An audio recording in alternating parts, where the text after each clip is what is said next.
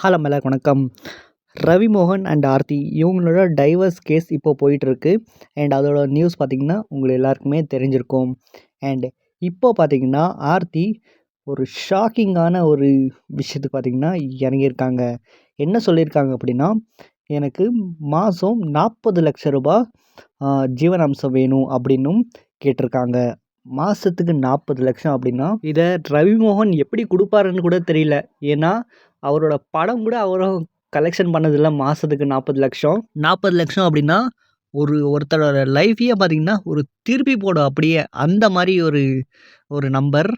முதல்ல அவங்க அறிக்கை விட்டுருந்தாங்க, எனக்கு பணத்து மேலெலாம் ஆசை இல்லை, பணத்துக்கு மேலே இருந்தால் ஆசை இருந்தால் நான் இதுக்கு முன்னாடியே இத்தனை வருஷமாக அவர் கூட இருக்கேன், நான் எவ்வளவோ பண்ணியிருப்பேன் அப்படின்னு பார்த்திங்கன்னா அங்கே ஸ்டேட்மெண்ட்டில் சொல்லியிருந்தாங்க. நான் ஒன்றும் கோல்ட் டிக்கர் கிடையாது அப்படின்னும், நான் உங்கள் கண்ணுக்கெல்லாம் இப்போது கோல்ட் டிக்கர் மாதிரி தெரிகிறேன் அப்படின்னும் சொல்லியிருந்தாங்க.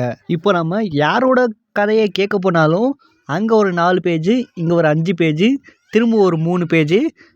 அண்ட் அவங்களோட மதர் இன் லா எல்லாமே எப்படி இருக்குன்னா, யார் சொல்கிறது உண்மை, யார் சொல்கிறது போய், யார் ட்விஸ்ட் பண்ணுறா, எதுவுமே பார்த்திங்கன்னா புரியாது. எல்லா கதையும் படிக்கும்போது அவங்களோட பர்ஸ்பெக்டிவ்லேருந்து பார்க்க தோணும்.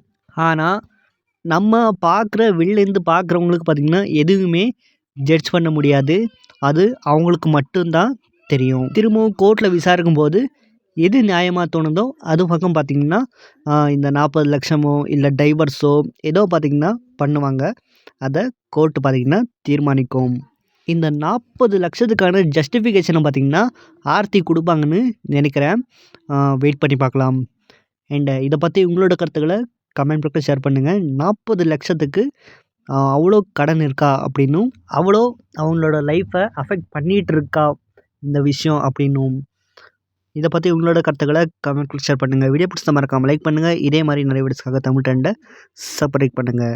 தேங்க்யூ.